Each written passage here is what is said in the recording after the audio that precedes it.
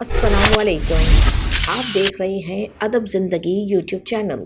Video کو دیکھنے سے پہلے چینل کو سبسکرائب ضرور کیجیے اور ساتھ میں لگے گھنٹی کے بٹن کو دبانا نہ بھولیں تاکہ آپ کو نئی آنے والی ویڈیوز موصول ہوتی رہیں۔ شیخ سعدی رحمۃ اللہ علیہ نے فرمایا، میں پوری زندگی وہ بندوں کو تلاش کرنے پر بھی تلاش نہ کر سکا۔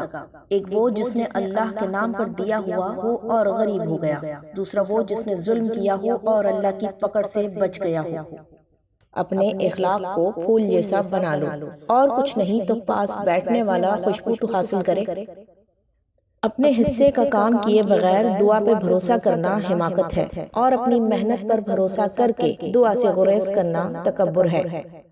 عقل مند اور بے وقوفوں میں کچھ نہ کچھ عیب ضرور ہوتا ہے، مگر عقل مند اپنے عیب کو خود دیکھتا ہے اور بے وقوفوں کا عیب دنیا دیکھتی ہے۔ تعلیم انسان کو بولنا تو سکھا دیتی ہے، مگر یہ نہیں سکھاتی کہ کب کہاں اور کتنا بولنا ہے۔ کسی کو اتنا پیار دو کہ گنجائش نہ چھوڑو، اگر وہ پھر بھی تمہارا نہ بن سکے تو اسے چھوڑ دو، کیونکہ وہ محبت کا طلبگار ہی نہیں بلکہ وہ ضرورت کا پجاری ہے۔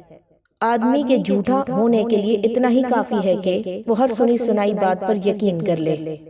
جو دوسروں کے غم سے لا تعلق ہے، انسان کہلانے کا مستحق نہیں۔ جو شخص بچپن میں تمیز نہیں سیکھتا، بڑا ہو کر بھی نہیں سیکھتا۔ تعجب ہے کہ اللہ اتنی ساری مخلوق میں سے مجھے نہیں بھولتا، اور میرا تو ایک ہی اللہ ہے، میں اسے بھول جاتا ہوں۔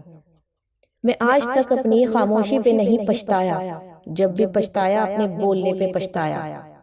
شیخ سعدی اور ان کا بیٹا تہجد پڑھ رہے تھے۔ دعا کے بعد بیٹا بولا، بابا جان سب سو رہے ہیں اور ہم عبادت کر رہے ہیں۔ شیخ سعدی نے اپنے بیٹے کے جواب میں کہا، اگر دوسروں کے عیبوں پر نظر رکھنی تھی تو بہتر تھا کہ تو بھی سویا رہتا۔